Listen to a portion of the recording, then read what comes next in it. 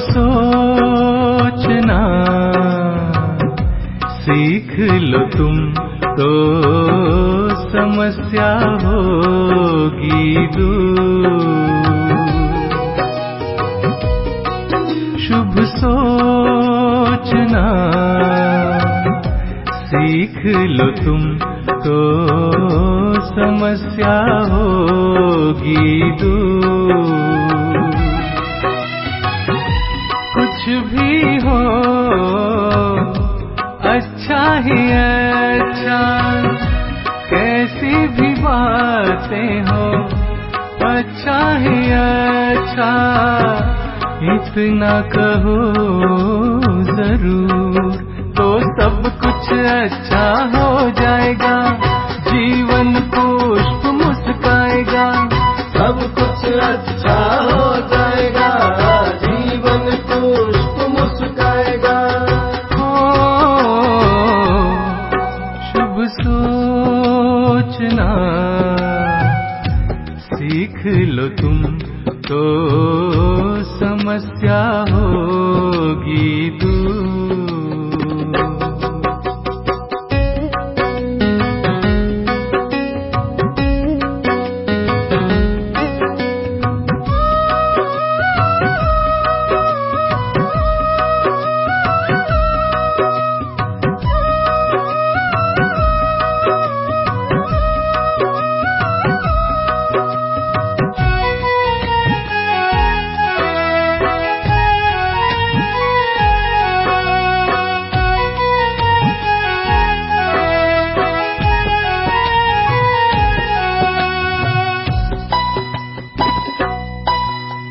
सोच ही संकल्प है, संकल्प से संसार।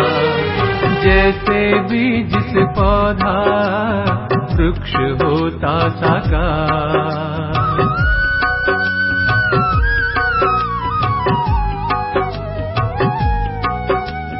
सबका भला हो मन में ऐसा हो विचार। कोई कहे तुम्हें कुछ भी करो सबसे सद्व्यवहार। सबका भला तुम करते चलो, सबका भला तुम करते चलो, हो जाओगे भरपूर। कुछ भी हो अच्छा ही अच्छा, कैसी भी बातें हो अच्छा ही अच्छा, इतना कहो जरूर तो सब कुछ अच्छा हो जाएगा। जीवन पुष्प मुस्काएगा, सब कुछ अच्छा हो जाएगा। जीवन पुष्प मुस्काएगा। शुभ सोचना सीख लो तुम तो समस्या होगी दूर।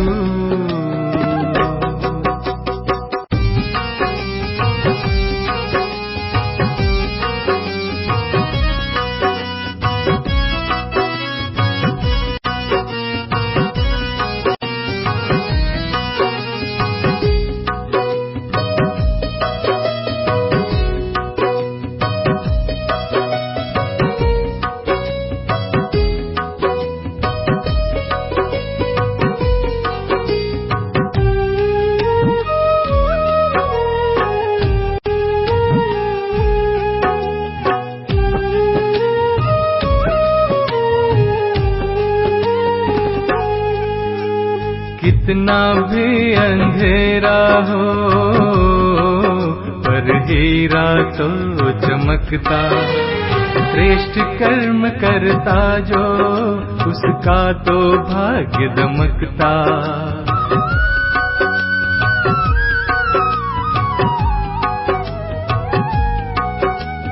परम पिता की याद से आबाद वक्त होता। दिव्य दृष्टि जिसकी है वो पुण्यों के बीज बो होता। प्रभु प्यार तुम भरते चलो, प्रभु प्यार तुम भरते चलो, बन जाओगे कोहिनूर। कुछ भी हो अच्छा ही अच्छा, कैसी भी बातें हो अच्छा ही अच्छा, इतना कहो जरूर तो सब कुछ अच्छा हो जाएगा, जीवन पुष्प मुस्काएगा।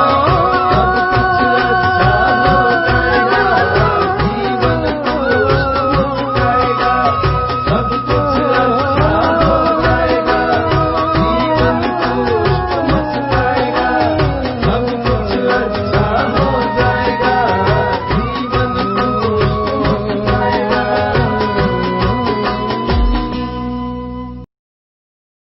ओम शांति। 23/10/2020 साकार महावाक्य। मिठे बच्चे, श्रेष्ठरु श्रेष्ठ हेबा पाई स्वयं भगवान तुमको श्रेष्ठ मत देउछन्ति, जहा द्वारा तुमे नरकवासीरु स्वर्गवासी होई जाउछ। प्रश्न, देवता हेउथिबा पिलामानंकु विशेष भावरे केउ कथारे ध्यान देवाकू पड़िबो?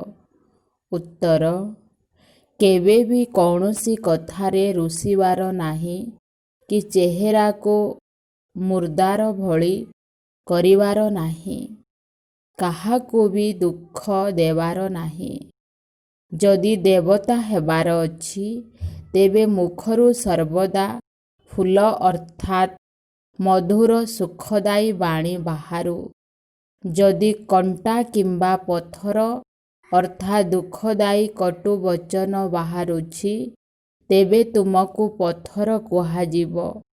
तेणु बहुत भल गुण धारण करिवाकू हेब।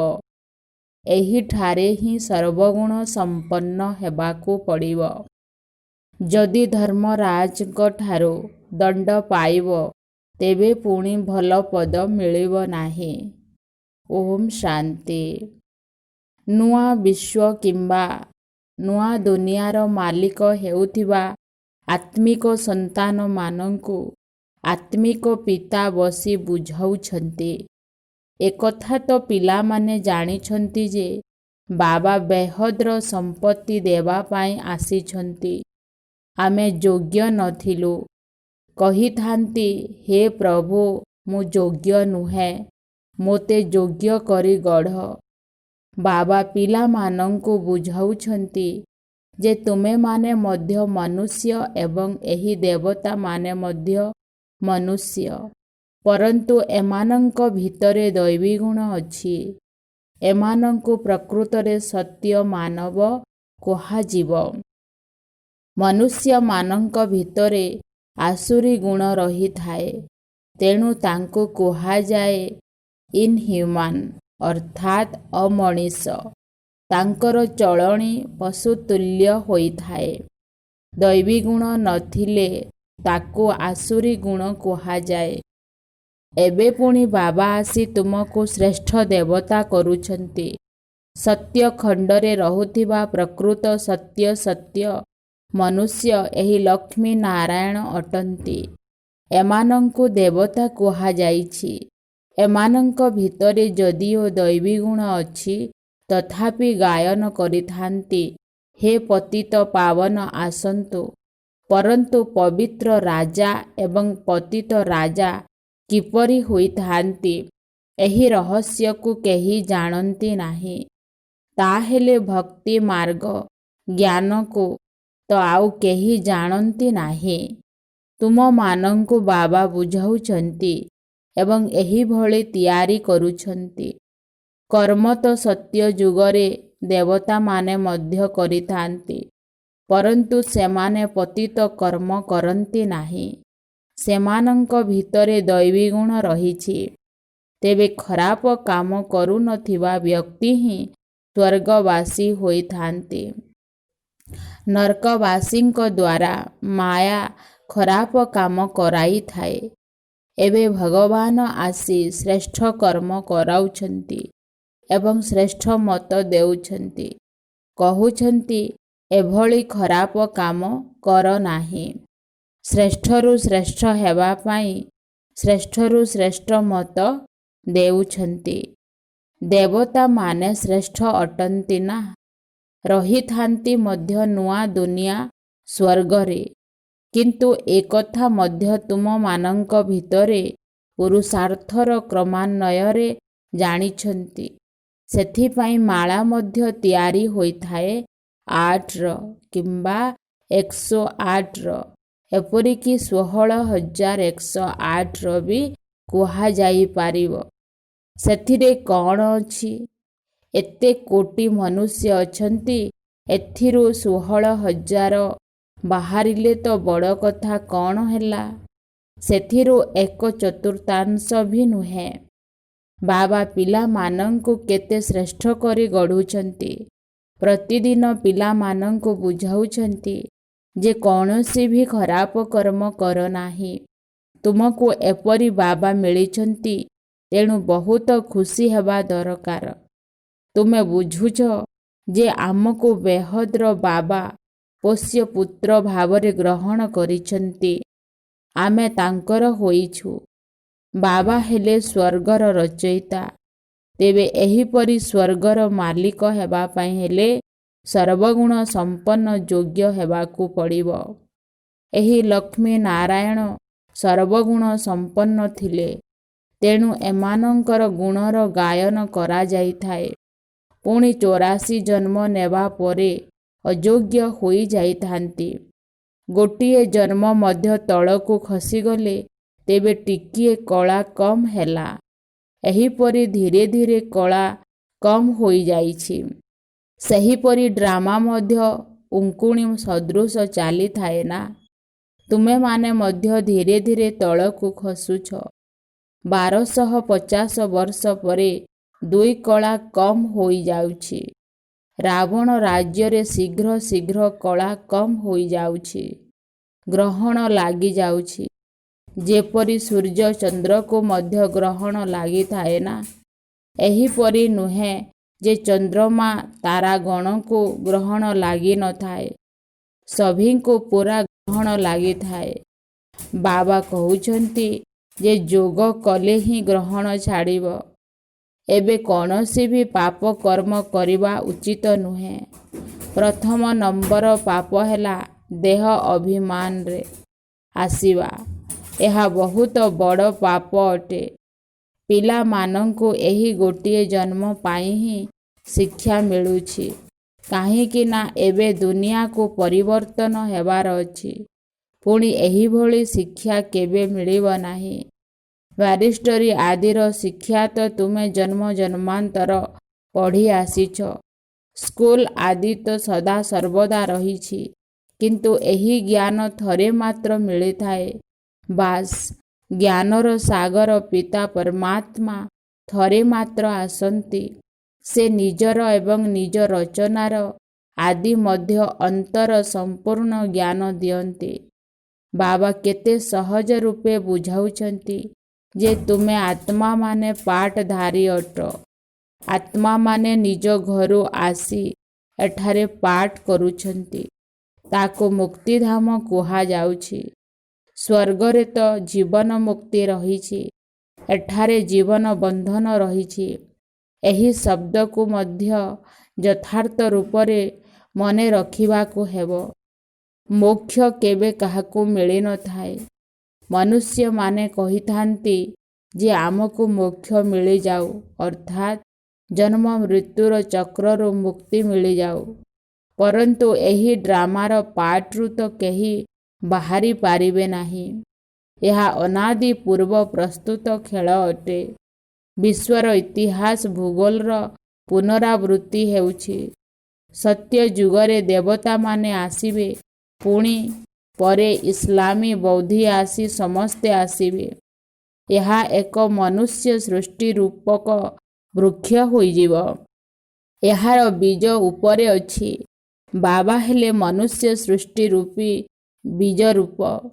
ମନୁଷ୍ୟ ସୃଷ୍ଟି ରୂପୀ ବୃକ୍ଷ ତ ଅଛି, ପରନ୍ତୁ ସତ୍ୟ ଯୁଗରେ ତାହା ବହୁତ ଛୋଟ ହେବ, ପୁଣି ଧୀରେ ଧୀରେ ବହୁତ ବୃଦ୍ଧି ହୋଇଯିବ। ଆଚ୍ଛା, ପୁଣି ଛୋଟ କିପରି ହେବ? ବାବା ଆସି ପତିତରୁ ପବିତ୍ର କରୁଛନ୍ତି, ତେବେ କେତେ କମ୍ ମନୁଷ୍ୟ ପାବନ ହେଉଛନ୍ତି।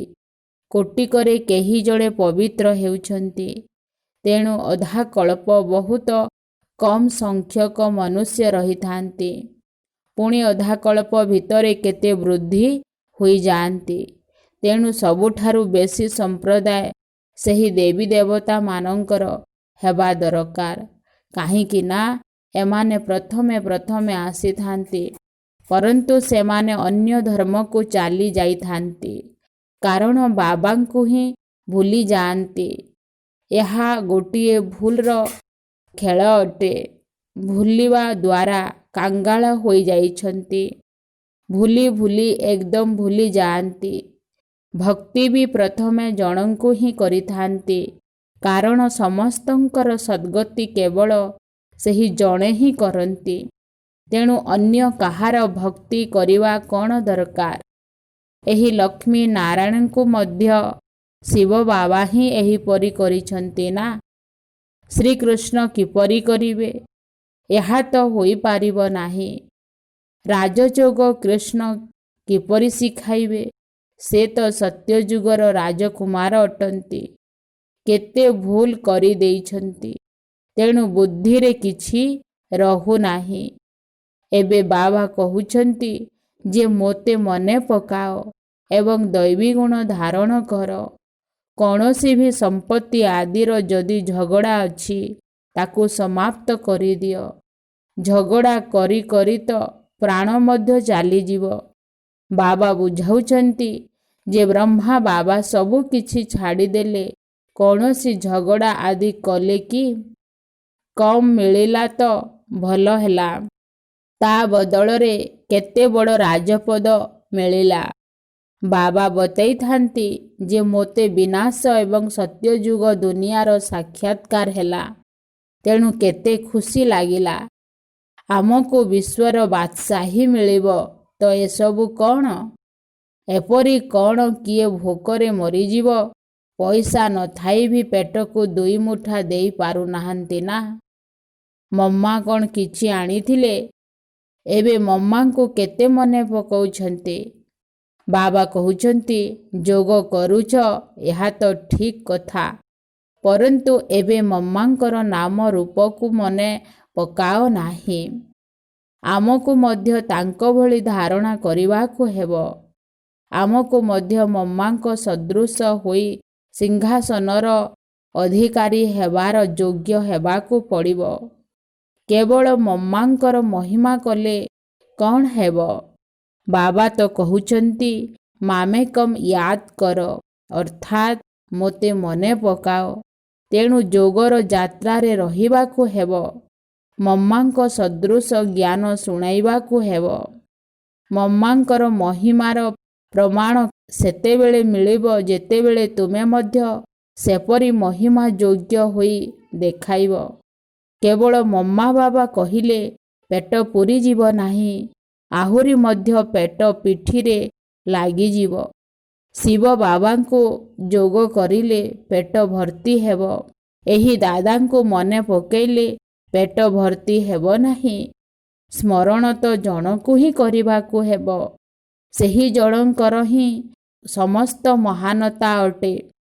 ସେବାର ଉପାୟ ବାହାର କରିବା ଦରକାର। ସର୍ବଦା ମୁଖରୁ ମଧୁର ଶବ୍ଦ ବାହାରୁ। ଯଦି କଟୁ ଶବ୍ଦ ବାହାରିବ, ତାହେଲେ ପଥରକୁ ପଥର ହୋଇଯିବ। ସେଥିପାଇଁ ଗୁଣ ବହୁତ ଭଲ ଧାରଣ କରିବାକୁ ହେବ। ତୁମକୁ ଏଠାରେ ସର୍ବଗୁଣ ସମ୍ପନ୍ନ ହେବାକୁ ପଡ଼ିବ। ଯଦି ଦଣ୍ଡର ଭାଗୀଦାର ହେବ, ତେବେ ପୁଣି ପଦ ଭଲ ମିଳିବ ନାହିଁ। ଏଠାକୁ ପିଲାମାନେ ଆସୁଛନ୍ତି ବାବାଙ୍କ ସମ୍ମୁଖରେ ଶୁଣିବା ପାଇଁ। ଏଠାରେ ତାଜା ତାଜା ନିଶା ବାବା ଚଢ଼ାଉଛନ୍ତି। ସେବା କେନ୍ଦ୍ରରେ ମଧ୍ୟ ନିଶା ଚଢ଼ୁଛି। ପୁଣି ଘରକୁ ଗଲେ ସମ୍ବନ୍ଧୀ ଆଦି ଦେଖିଲେ ନିଶା ଖଲାସ ହୋଇଯାଉଛି। ତୁମେ ଜାଣୁଛ ଯେ ଏଠାରେ ଆମେ ବାବାଙ୍କ ପରିବାରରେ ଅଛୁ, ସେଠାରେ ଆସୁରୀ ପରିବାର ହୋଇଥାଏ। କେତେ ଝଗଡ଼ା ଆଦି ଲାଗିଥାଏ। ସେଠାକୁ ଯିବା ମାତ୍ରେ ପଙ୍କ କାଦୁଅରେ ଯାଇ ପଡ଼ିଯାଆନ୍ତି। ଏଠାରେ ତ ତୁମେମାନେ ବାବାଙ୍କୁ ଭୁଲିବା ଉଚିତ ନୁହେଁ। ଦୁନିଆରେ ପ୍ରକୃତ ଶାନ୍ତି କାହାକୁ ବି ମିଳିପାରିବ ନାହିଁ। ପବିତ୍ରତା, ସୁଖ, ଶାନ୍ତି, ସମ୍ପତ୍ତି ବାବାଙ୍କ ବ୍ୟତୀତ କେହି ଦେଇପାରିବେ ନାହିଁ। ଏପରି ନୁହେଁ ଯେ ବାବା ଆଶୀର୍ବାଦ କରୁଛନ୍ତି, ଆୟୁଷ୍ମାନ ହୁଅ, ପୁତ୍ରବାନ ହୁଅ। ଆଶୀର୍ବାଦରେ କିଛି ବି ମିଳିବ ନାହିଁ। ଏହା ମନୁଷ୍ୟଙ୍କର ଭ୍ରାନ୍ତ ଧାରଣା। ସନ୍ନ୍ୟାସୀ ଆଦି ମଧ୍ୟ ଆଶୀର୍ବାଦ କରିପାରିବେ ନାହିଁ। ଆଜି ଆଶୀର୍ବାଦ ଦେଇଥାନ୍ତି, ପୁଣି କାଲି ନିଜେ ହିଁ ମରିଯାଆନ୍ତି। ଦେଖ, ପୋପ୍ ବି କେତେ ଆସିଲେଣି, କେତେ ଗଲେଣି। ଗୁରୁମାନଙ୍କର ଗଦି ଚାଲିଥାଏ। ଛୋଟ ଅବସ୍ଥାରେ ମଧ୍ୟ ଗୁରୁମାନେ ମରିଯାଆନ୍ତି ତ ପୁଣି ଅନ୍ୟ କାହାକୁ ଗୁରୁ କରିନିଅନ୍ତି କିମ୍ବା ଛୋଟ ଚେଲାକୁ ଗୁରୁ କରିଦିଅନ୍ତି। ବାପ ଦାଦା ତ ଦାତା ଅଟନ୍ତି, ସେ କିଛି ନେଇ କ'ଣ କରିବେ?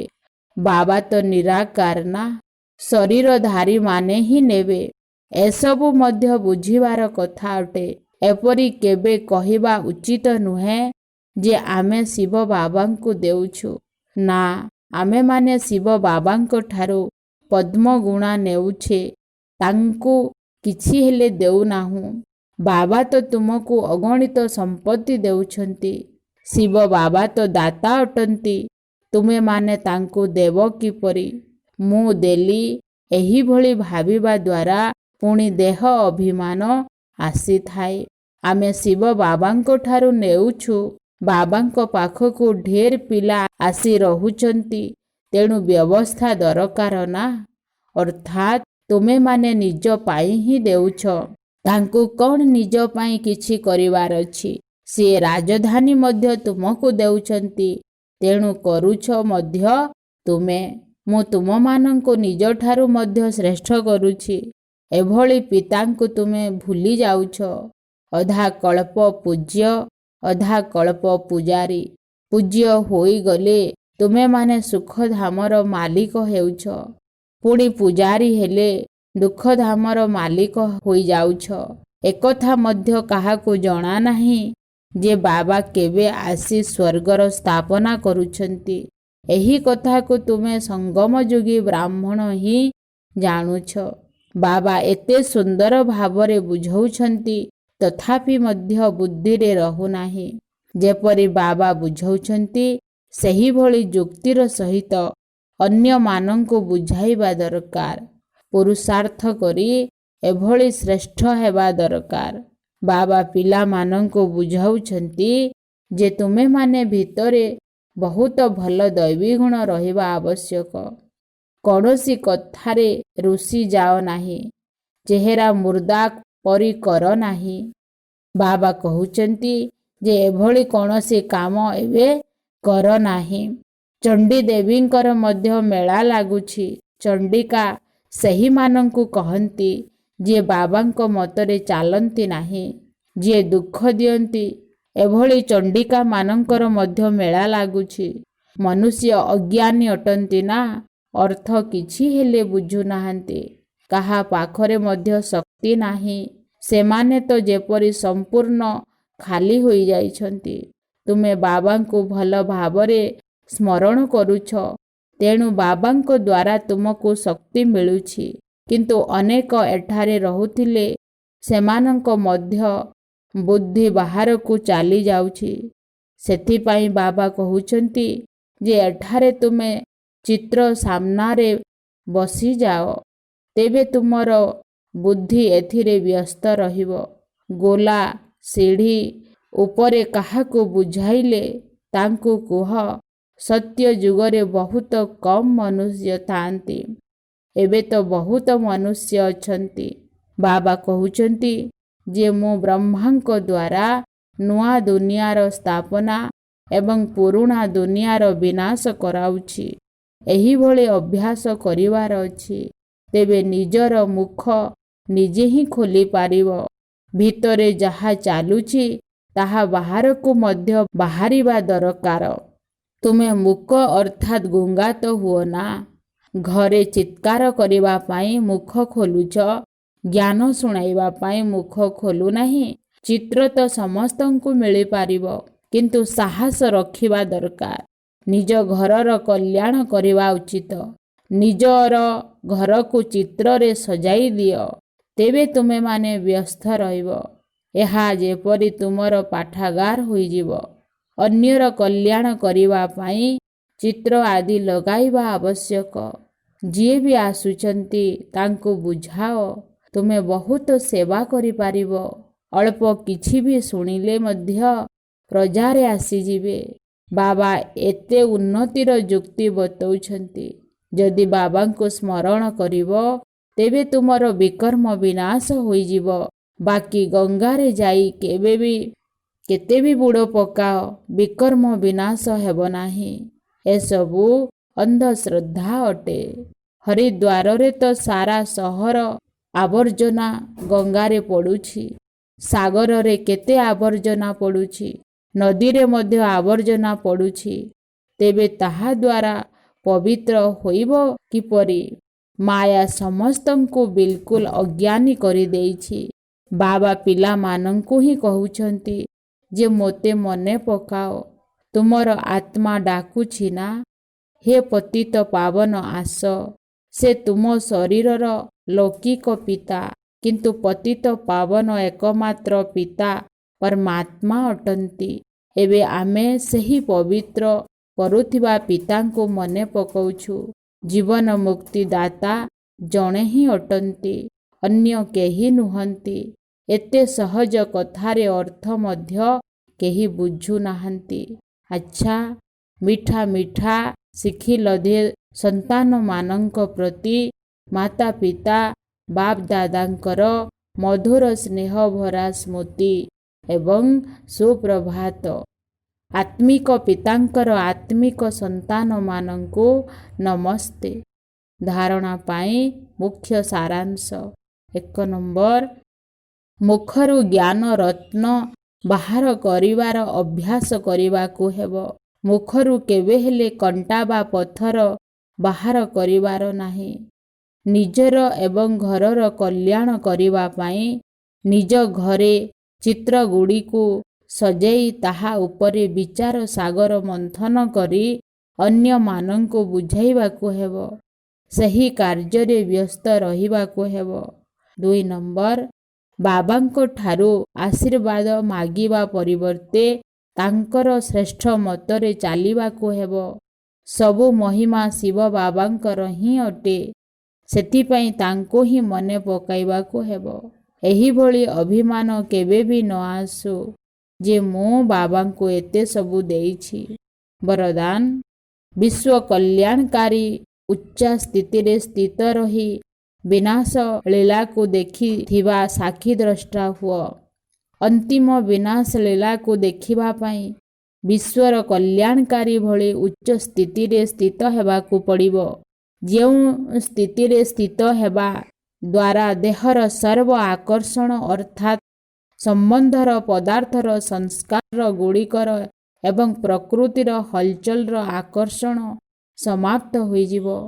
ଯେତେବେଳେ ଏହିଭଳି ସ୍ଥିତି ହୋଇଯିବ, ସେତେବେଳେ ସାକ୍ଷୀଦ୍ରଷ୍ଟା ହୋଇ ଉଚ୍ଚ ସ୍ଥିତିର ଆସନରେ ସ୍ଥିତ ହୋଇ ଶାନ୍ତିର ଶକ୍ତିର କିରଣ ସର୍ବ ଆତ୍ମାଙ୍କ ପ୍ରତି ଦେଇପାରିବ। ସ୍ଲୋଗାନ, ଈଶ୍ୱରୀୟ ଶକ୍ତି ଦ୍ୱାରା ବଳବାନ ହୁଅ, ତେବେ ମାୟାର ଶକ୍ତି ସମାପ୍ତ ହୋଇଯିବ। ଓମ୍ ଶାନ୍ତି। मुझे तूने बाबा सब कुछ दिया है। मुझे तूने बाबा सब कुछ दिया है। तेरा शुक्रिया है, तेरा शुक्रिया है।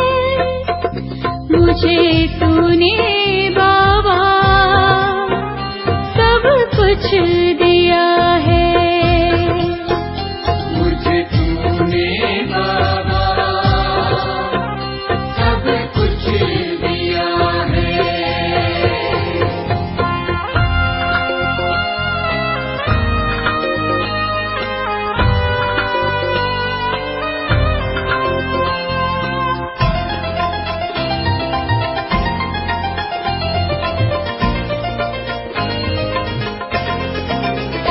वो पहले पहर का अमृत पिलाना, पहले पहर का अमृत पिलाना, ब्रह्मा के रथ से सुज्ञान सुनाना, ब्रह्मा के रथ से सुज्ञान सुनाना, हे पारस मणि तूने पावन किया है। हे पारस मणि तूने पावन किया है। मुझे तूने बाबा सब कुछ दिया है। मुझे तूने बाबा सब कुछ दिया है।